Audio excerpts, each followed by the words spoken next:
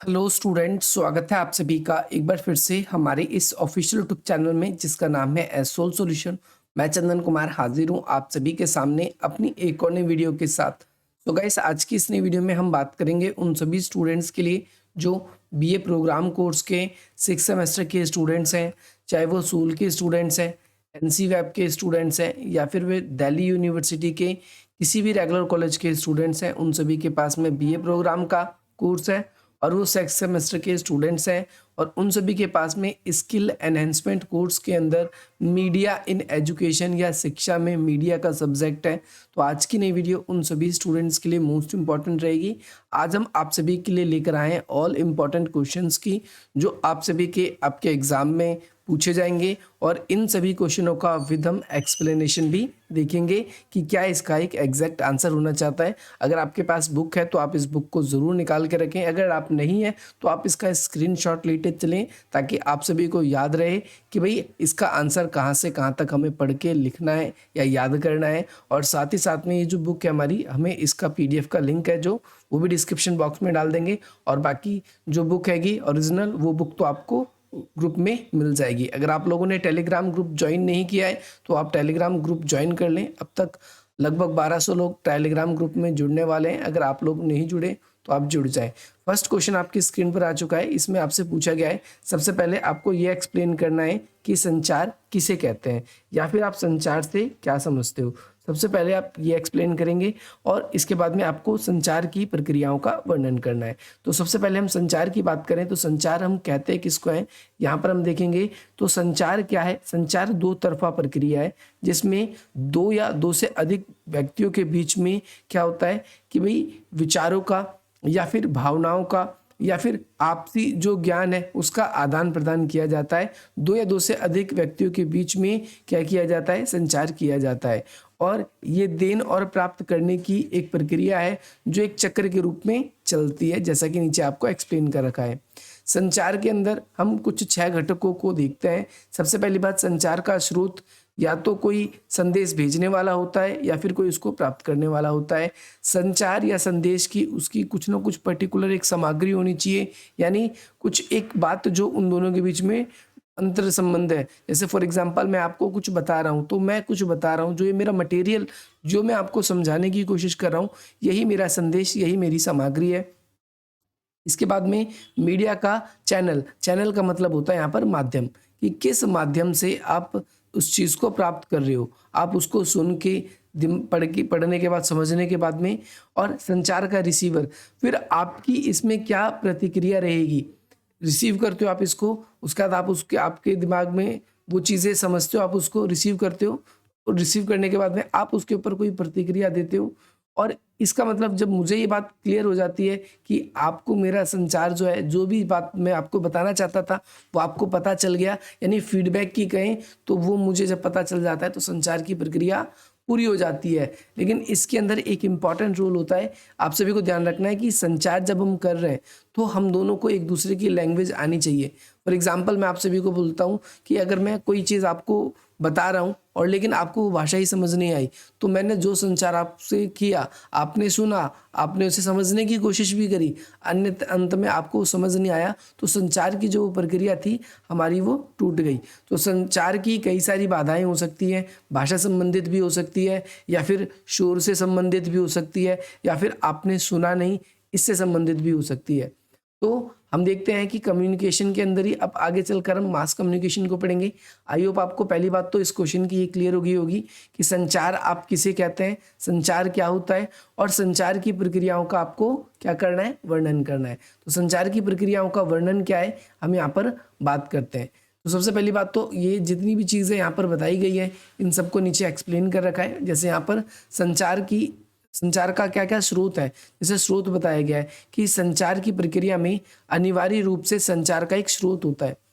प्रक्रिया शुरू होने के लिए हमें स्रोत चाहिए और वह स्रोत हो सकता है किसी व्यक्ति से सूचना हो, विचार हो, उसकी मत हो, उसकी भावना हो। जैसा कि मैंने स्टार्टिंग में ही बताया, जब इसको हम किसी और व्यक्ति के साथ शेयर करते हैं तो यही क्या कहलाता है, संचार कहलाता है। तो आपको इतना डीप से नहीं जाना, बस आपको यही समझते रहना है कि भाई चैनल का मतलब मैंने क्या बताया कि जिस भी माध्यम से आप अपनी बात को उस व्यक्ति तक पहुंचाने की कोशिश करते हैं, वही उसका चैनल कहलाता है। ये चैनल आपका मौखिक हो सकता है, गैर मौखिक हो सकता है, इशारों से संबंधित हो सकता है, भाषा से संबंधित हो सकता है, या अदर कोई भी हो सकता है।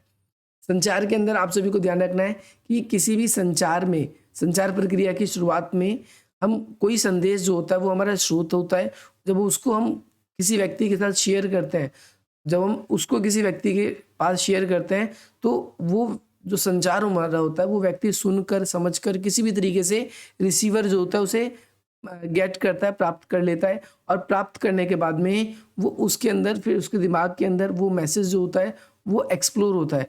अगर वो उस चीज़ को समझ पाता है तो वो उसका तुरंत उत्तर देता है, हाँ में, ना में, या जो भी चीज़ें हमने उसको कही है उसके कुछ हाव भाव से हमको पता चल जाता है कि हमारी बात जो है वो सामने वाले व्यक्ति को समझ में आ रही है या नहीं आ रही। जब वो उस बात को समझ जाता है तो अपने मनी मस्तिष्क में उस बात को वो अपनी भाषा में या अपनी सहजता के अनुसार डिकोड करता है। डिकोड करने के बाद में वो क्या करता है, फिर अपने किसी, या तो देखो किसी इशारे से, अगर आपको बात समझ में आ गई तो आप किसी को अंगूठा दिखा के कहोगे हाँ जी मेरे को बात समझ में आ गई, ठीक है, ओके, क्लियर है।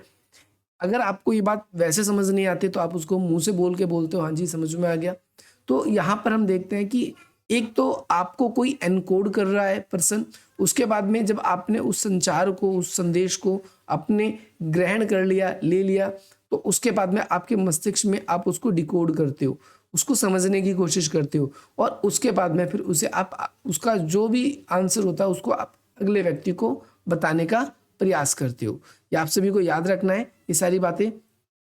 तो संचार के अंदर यहाँ पर आप देखोगे एक व्यक्ति, एक बात और बताई गई है रिसीवर के बारे में। तो रिसीवर कौन होता है? रिसीवर वह व्यक्ति होता है जो संचार के अंत में रहता है, उसे संचार के स्रोत के जो है एनकोड, एनकोड का मतलब है जिस व्यक्ति ने संचार को भेजा है, जिसने बताया है, जो बता रहा है वो एनकोडर होता है, और डिकोडर मतलब जो संचार ग्रहण करने के बाद में उसे डिकोड करता है। आई होप आपको ये पूरा का पूरा क्लियर होगा। अब संचार के प्रकार ये आपके पेपर में पूछे जा सकते हैं, लेकिन अभी हम इसको अगले क्वेश्चन में बात करेंगे। जैसे संचार को प्रभावी कैसे बनाया जा सकता है, कैसे हम इसको बेटर बना सकते हैं, तो इसके नीचे जैसे बताया गया है यहाँ पर संचार को कैसे हम बेहतर बना सकते हैं, है ना। जैसे पेपर में क्वेश्चन ये भी आ सकता है कि संचार को प्रभावी बनाने के लिए क्या क्या रणनीतियां हैं, जैसे यहाँ पर ये क्वेश्चन अगला आएगा। तो संचार प्रक्रिया का पूरा वर्णन हमने आपको बता दिया कि क्या क्या इसकी प्रक्रिया होती है। 6 प्रक्रिया इसकी होती है, 6 के 6 आपको आंसर करने हैं। नेक्स्ट क्वेश्चन है कक्षा में संचार को प्रभावी कैसे बनाया जा सकता है, या संचार को प्रभावी बनाने की क्या क्या रणनीति है। तो सबसे पहली बात तो क्लास है कोई, उसके अंदर हम अपने कोई भी संदेश, अपनी बात को अगर हम किसी को कह रहे हैं तो हम कैसे, ये कोई बड़ा क्वेश्चन या कोई अजीब क्वेश्चन नहीं है।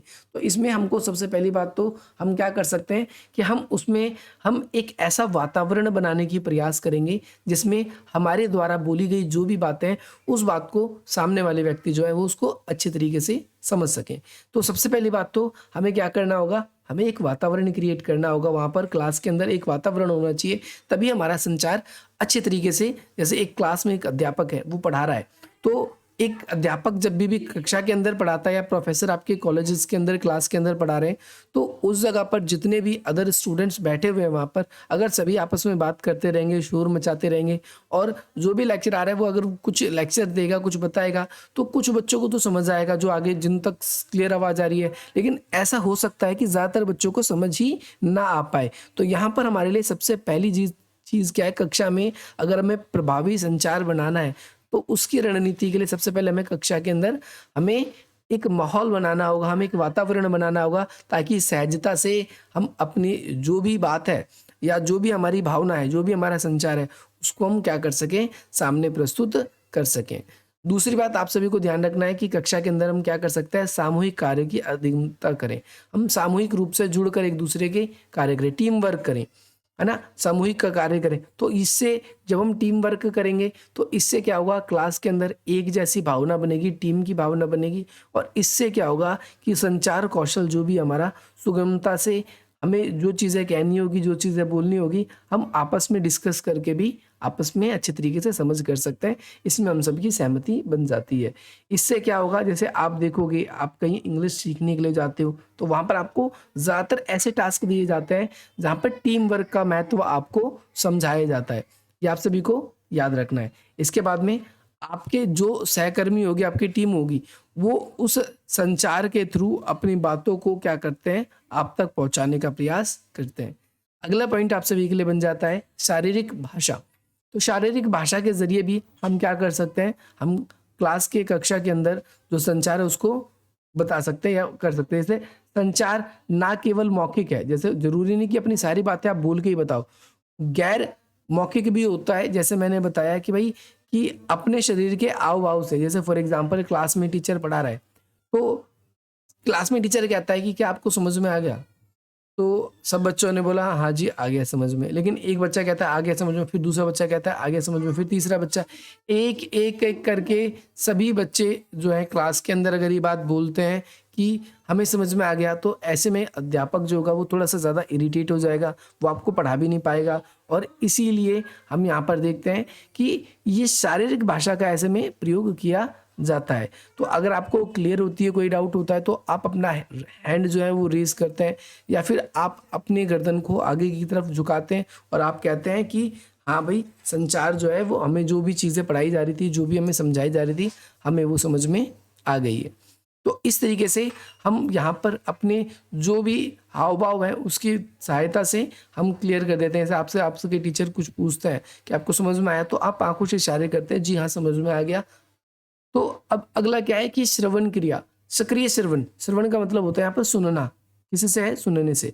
तो अगर हम क्लास के अंदर अच्छे तरीके से सुनते हैं, है ना, हम चीज़ों को अगर नज़रअंदाज नहीं करते हैं, तो हम क्या करेंगे, हम ज़्यादातर संचार हमारा अच्छा होगा। लेकिन अगर हम श्रवण ही नहीं करेंगे, तो ऐसा अगर अच्छे तरीके से सुनेंगे ही नहीं, तो क्या होगा कि क्लास के अंदर जब हमें कुछ पढ़ाया जाएगा तो हमारे मस्तिष्क उसको डिकोड नहीं कर पाएगा। और ऐसी स्थिति में हमारे लिए बहुत ही ज़्यादा मुश्किल हो जाएगा। फीडबैक का मतलब है कि हमने जो भी चीज़ों को इनकोड किया, उसको फिर हम डिकोड कर सकें। जैसे क्लास के अंदर अगर अध्यापक पढ़ा रहा है, अगर आप अपनी तरफ से कोई राय नहीं देंगे, तो वो भी क्या कहलाएगी, आपका डिकोड हो जाएगा। तो आई होप आपको ये वाला क्वेश्चन भी क्लियर हो गया होगा। अब इसमें और भी पॉइंट है, आप अपने हिसाब से कर सकते हो। अगला क्वेश्चन आपसे पूछा गया है कि कला शिक्षा की अवधारणा का वर्णन करें। सबसे पहले आपको कला शिक्षा क्या है, आपको इसको एक्सप्लेन करना है। और इसके बाद में फिर आपको ये बताना है कि कला शिक्षा हमारे लिए क्यों इम्पोर्टेंट है। सबसे पहले कला शिक्षा की अवधारणा हम देखते हैं, तो कला शिक्षा होती क्या है। जैसे कला अलग-अलग प्रकार की हो सकती है। जैसे कला के अंदर यहाँ पर जैसे नीचे बताया गया है कि हम हो सकता है कि हमारी वो कला ध्वनि में हो, हमारी कला हो सकती है कि ध्वनि को छोड़ दें तो कोई और क्रिएटिविटी में हो सकती है। तो कला जो है वो कई प्रकार की होती है और उसको अभिव्यक्त करने के कई तरीके हो सकते हैं। जैसे रंगमंच के थ्रू हम उसको अभिव्यक्त कर सकते हैं, ड्रामे के थ्रू कर सकते हैं, थिएटर के अंदर कोई प्ले है, नाटक शो है, उसके अंदर हम उसको कर सकते हैं, कोई नृत्य है उसके थ्रू हम कर सकते हैं। तो यहाँ पर क्वेश्चन जो सिंपल था, सिंपल क्वेश्चन ये था कि कला शिक्षा क्या है, उसकी अवधारणा को प्रस्तुत किए, यानी आपके अंदर कोई ना कोई एक आर्ट है, उसकी अवधारणा को आपको प्रस्तुत करना है और इसको अभिव्यक्त करने के कौन कौन से तरीके हैं। तो जैसे यहाँ पर बताया गया है कि कोई प्ले है, रंगमंच है, नृत्य है, नीचे आप देखोगे तो संगीत है। संगीत के अलावा आप इसके अंदर देखेंगे तो नीचे और भी बहुत सारे पॉइंट्स बताए गए हैं, जैसे पेंटिंग है, मूर्ति कला है। तो ये कला को आपकी जो अंदर खूबी है उसको क्या कर सकते हैं आप, इन खूबियों के थ्रू जो है वास्तुकला, मूर्ति कला, इन सब के थ्रू आप क्या कर सकते हैं, बाहर ला सकते हैं। नेक्स्ट क्वेश्चन है कि कला का क्या महत्व है, कला का क्या महत्व है, कला हमारे लिए क्यों इंपॉर्टेंट है। तो कला देखो हमारे लिए बहुत सारे पॉइंट्स की वजह से इंपॉर्टेंट बन जाता है। कला हमारे लिए इंपॉर्टेंट इसलिए है क्योंकि हमारे अंदर जो गुण है उन गुणों को हम अपनी प्रतिभा की पहचान कर सकें। दूसरे व्यक्ति के अंदर अगर वैसी कला है, अगर वो उन कलाओं को जागृत करना चाहते हैं, सीखना करना चाहते हैं, तो वो उसको कर सकते हैं। और प्रदर्शनी और दृश्य सहित वर्णन करना है। प्रदर्शनी मतलब हम हमेशा दूसरों को दर्शाने के लिए, जैसे मूर्ति कला है, नाटक है, मंच है, उस पे जो भी अपनी कला है उनको प्रस्तुत करते हैं। और उसके साथ क्या हो जाता है कि उससे एक समाज में एक पॉजिटिव मैसेज आता है। पॉजिटिव मैसेज का मतलब क्या है कि हम अपने कई बारी जो हमारे डाउट्स हैंगे या फिर हम जिन विषयों पर बात नहीं करना चाहते, हम कई बारी उनको कलाओं के ज़रिए अपनी क्या करते हैं, लोगों तक पहुंचाने की कोशिश करते हैं। हम डायरेक्टली जिन चीज़ों को हम नहीं लोगों से एक्सप्रेस कर सकते, वो कला के ज़रिए, कलाकृति के ज़रिए किया जाता है। नेक्स्ट क्वेश्चन है कि संचार से आप क्या समझते हैं। संचार प्रिंट मीडिया का क्यों इंपॉर्टेंट एक पार्ट है। पहली बात तो जनसंचार है क्या। देखो संचार जो होता है दो पक्षों के बीच में एक समय में जो बातचीत होती है, लेकिन अगर हम बात करें जनसंचार की, तो जनसंचार एक ऐसा साधन होता है जिसके ज़रिए हम अपनी बात को केवल 2 या 2 से अधिक पक्षों तक हम एक ही समय में पहुंचा सकते हैं और हम अपनी बात को एक ही समय में अन्य लोगों तक पहुंचा सकते हैं। जनसंचार कहलाता है। तो जनसंचार का हमारे लाइफ में क्या इंपॉर्टेंट है, तो बहुत सारा इंपॉर्टेंट है। ये यूनिट आप लोगों के लिए बहुत इंपॉर्टेंट है क्योंकि आगे की जो 2 यूनिट्स हैं, मतलब 2 चैप्टर्स जो आप लोगों के आएंगे, उनके अंदर यही क्वेश्चन, या अगर आपने ये समझ रखा है तो आपको आगे कोई दिक्कत नहीं होगी। जैसे आपसे पूछा जाएगा कि भाई जनसंचार में प्रिंट मीडियम का क्या महत्वपूर्ण योगदान है। जैसे प्रिंट मीडिया बहुत इंपॉर्टेंट है, बुक्स आज भी आप सभी के लिए एक इंपॉर्टेंट रोल प्ले करती है। समाचार पत्र पत्रिकाएं जो है, देखो समाचार पत्र अलग होते हैं और पत्रिकाएं अलग होती हैं। पत्रिकाओं के अंदर मैगजीन आता है, समाचार पत्र आप न्यूज़पेपर को समझते हैं, और ये सब प्रिंट मीडियम है, प्रिंट माध्यम है। और इन सब प्रिंट माध्यम में जनसंचार का बहुत इंपॉर्टेंट रोल है क्योंकि पुस्तक छपने में, पुस्तक बनने में काफ़ी लंबा समय लगता है, जिससे संचार जो है वो ठीक ढंग से या समय से हो सकता है ना हो पाए। लेकिन अगर हम बात करें समाचार के बारे में, तो समाचार जो है दैनिक रूप से छपता है, और दैनिक रूप से छपने के कारण क्या है कि हम अपनी जो भी हमारी तरफ से बातें हैं, उन बातों को हम आसानी से क्या कर सकते हैं, एक्सप्रेस कर सकते हैं, हम बता सकते हैं। अगली चीज़ है पत्रिका के बारे में बात करते हैं। तो पत्रिका क्या होती है, तो पत्रिका के बारे में आप सभी को ये बात ध्यान रखना है कि पत्रिकाएं मैगजीन को कहा जाता है, और ये मैगजीन कई बार वीकली, कई बार ईयरली, कई बार मंथली, इस तरीके से आपकी छपती है। और पत्रिकाएं जो होती है स्पेसिफिक किसी न किसी एक क्षेत्र से जुड़ी होती है उसके अंदर।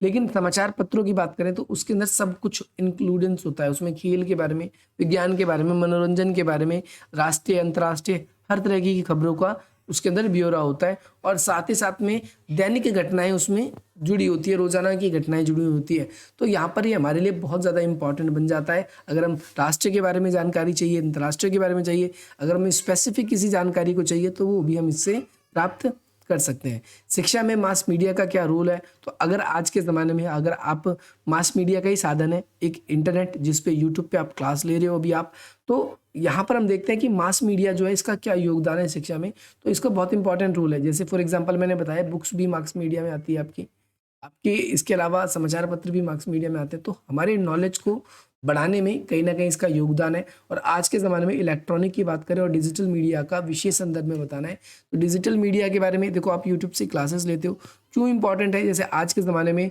जैसे हम पहले बुक्स वगैरह से पढ़ते थे या बोर्ड्स वगैरह पे क्लासेस वगैरह में हमको जाकर हमें पढ़ना पड़ता था, तो वहाँ पर टीचर क्लास में जो भी हमें लेक्चर दे रहा है, अगर उस समय हमने ध्यान से सुना तो सुना, नहीं तो अगले दिन हम चाहे तो दोबारा उसको नहीं देख सकते। लेकिन आज के ज़माने में इलेक्ट्रॉनिक और डिजिटल मीडिया इतना एडवांस हो गया है कि आप इस वीडियो को चाहो जितनी बार देख सकते हो। ऐसे ही बहुत सारे ऐप्स आएंगे जहाँ पर अलग अलग टीचर्स जो है आपको पढ़ाते हैं, और उन लोगों की क्लासेस जो है वो आप लाइव या फिर आप जब आपका मन करे तब देख सकते हो, जितनी बार मन करे उतनी बार देख सकते हो। तो इसका बहुत सारा लाभ हुआ है। और नुकसान की बात करें तो इसके कई सारे नुकसान भी है। जैसे कई टीचरों की जो वीडियोस है वो सेव कर ली जाती है, तो वो दोबारा से अगर उस चीज़ को पढ़ाते हैं, क्योंकि हर क्लास में हर साल बुक तो चेंज होती नहीं, सिलेबस सेम होता है, चीज़ें सेम होती है, वही चीज़ें पढ़ाई जाती है, तो उस टीचर की वीडियोज़ जो है वो कई बार लोग बाग बेचना शुरू कर देते हैं, तो उस टीचर की मेहनत कहीं ना कहीं फिर ख़त्म होनी शुरू हो जाती है। तो ये भी आप लोगों को याद रखना है। डिजिटल मीडिया क्या है, ये इंपॉर्टेंट है, आपसे पेपर में पूछा जाएगा।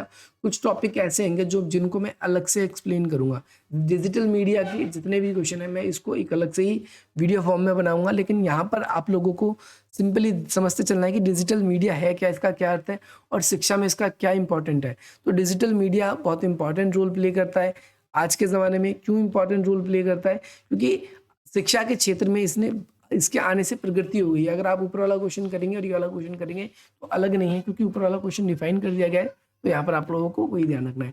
अब डिजिटल मीडिया के विभिन्न टूल्स के बारे में जैसे यहाँ पर आपने देखा बताया गया है, इसकी टूल्स है क्या, ये आपसे पेपर में कई बार पूछे जाते हैं। जैसे मैं आप लोगों को बताना चाहूँगा, डिजिटल मीडिया के कई सारे टूल्स हैं।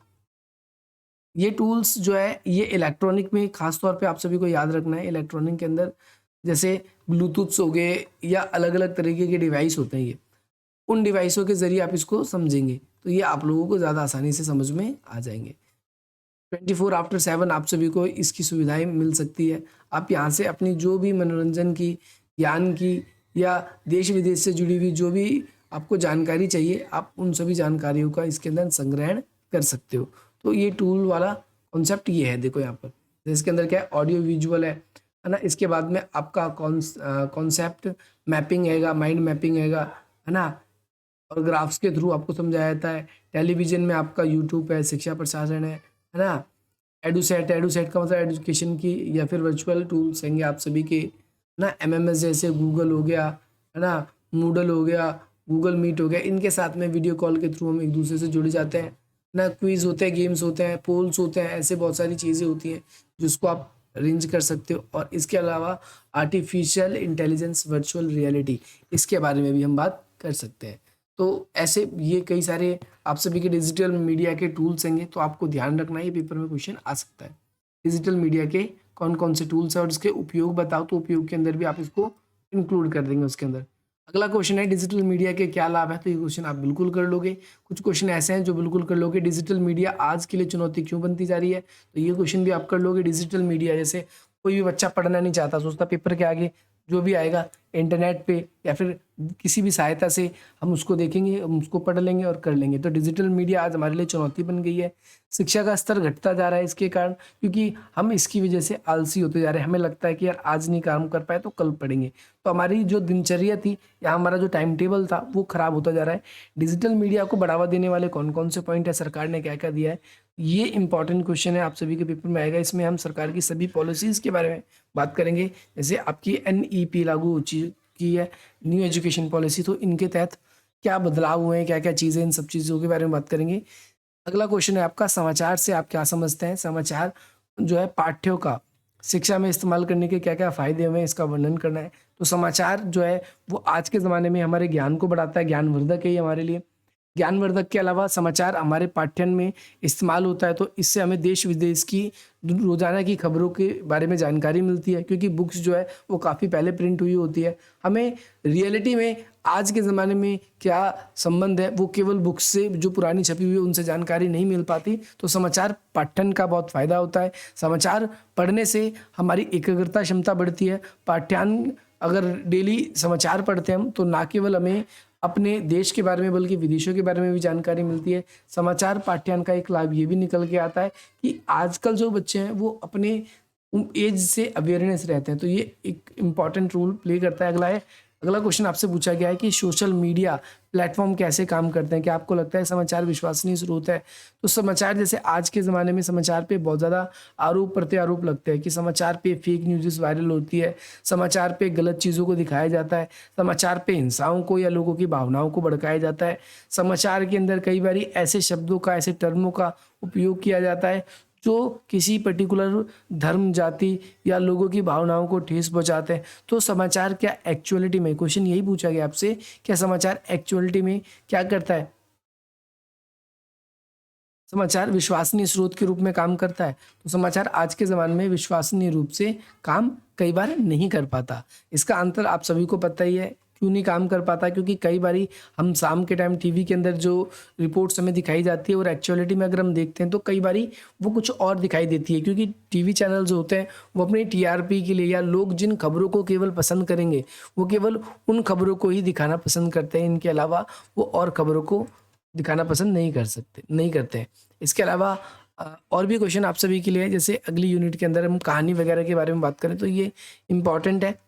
एक तो आपका पेपर में क्वेश्चन पूछेगा, इससे यहाँ से क्वेश्चन बनेगा कि आख्यान क्या है और कहानी और आख्यान किस प्रकार भिन्न है। अब आख्यान के बारे में पढ़ोगे तो आपको ये डायरेक्टली क्लियर हो जाएगा कि आख्यान है क्या, आख्यान क्या है। तो आख्यान एवं कहानियाँ, देखो मनुष्य के स्वाभाविक रूप से कथनवाचक है, यानी कुछ ना कुछ कहता है।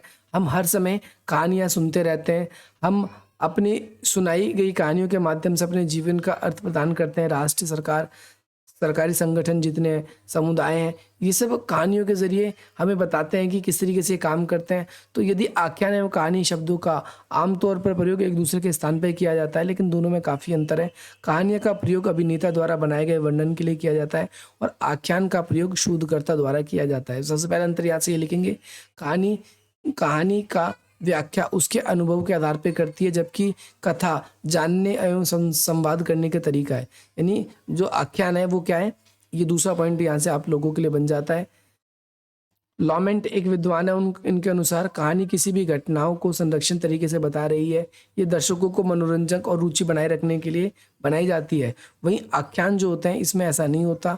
लॉर्ड जी कहते हैं आख्यान जो होता है वो अस्थायी और आकस्मिक तरीके की जुड़ी हुई जो घटनाएं हैं उसका एक श्रृंखला होता है पूरा का पूरा। और इस प्रकार की व्याख्या जो है नाटक, फिल्मों में, उपन्यास में आख्यान ही ज़्यादातर उपयुक्त किया जाता है। ध्वनि को परिभाषित कीजिए। सोशल मीडिया से आप क्या समझते हैं? सोशल मीडिया, देखो ये तो इम्पोर्टेंट क्वेश्चन है। और सोशल मीडिया के क्या क्या उपयोग है, आप सभी उपयोग करने वाले हैं, तो ये क्वेश्चन बेसिक्स है, आप इसको कर लोगे। ध्यान किसे कहते हैं? ध्यान, स्मृति और सोशल मीडिया के सकारात्मक और नकारात्मक प्रभाव के बारे में बताइए। तो स्मृति क्या होती है कि याद रखने के लिए जो चीज़ें दोबारा रिकॉल आपको दिलाती है वो आपकी स्मृति कहलाती है। जैसे फॉर एग्जांपल आप क्लास पढ़ते पढ़ते आप नोट्स बनाते हो और आपके टीचर ने एक हफ्ते पहले पढ़ाया था लेकिन अब आपको याद नहीं आ रहा वो चीज़ें, तो आप जब दोबारा से उन चीज़ों को देखते हो और आपको वो चीज़ें रिकॉल हो जाती हैं तो वो आपकी स्मृति का कारण या स्मृति का कार्य करती है। अगला क्वेश्चन है ध्यान और धारणा। ध्यान धारणा की बात क्या है कि ध्यान का मतलब ये होता है कि पर्टिकुलर चीज़ पे आप ध्यान रखना, और धारणा का मतलब है एक आपके विश्वास से। तो यहाँ पर एक क्वेश्चन ये भी पिछले साल रिपीट हुआ था पेड न्यूज़ को लेकर। तो पेड न्यूज़ क्या है कि आप सभी को पता है कि कई बार कुछ ऐसी खबरें होती हैं जो ऑथेंटिक नहीं भी होती, लेकिन पैसे देकर उन खबरों को जानबूझकर टीआरपी के लिए न्यूज़ चैनल वाले भी दिखाते हैं और साथ ही साथ में उसे ज़्यादा से ज़्यादा दिखाया जाता है। तो पेड न्यूज़ का मतलब यही होता है कि अगर आप पैसे देते हो तो आपकी खबरों को हमेशा ऊपर दिया जाता है, और ऐसा आजकल की जो मीडिया है वो बहुत ज़्यादा करती है। अगला है पोस्टमैन के विचारों की मदद से भारत की टेलीविज़न और जो है साख में क्या योगदान है इसका वर्णन करना है। आई होप आज की इस वीडियो से आप सभी को वैल्यू मिलेगी, और इसी प्रकार के इंटरेस्टिंग वीडियोस पाने के लिए आप हमारी वीडियो को लाइक करेंगे। और इंटरेस्टेड स्टूडेंट्स हमारे साथ टेलीग्राम पे भी जुड़ेंगे, ये नंबर आप सेव कर सकते हो। बाकी डिस्क्रिप्शन बॉक्स में वेरियस लिंक दिए गए हैं। इस अगर आप पीडीएफ को डाउनलोड करना चाहते हैं तो आप डिस्क्रिप्शन बॉक्स में दिए गए लिंक से कर सकते हैं। बाकी मिलते हैं हम आप सभी से अपनी अगली वीडियो में। जय हिंद, जय भारत।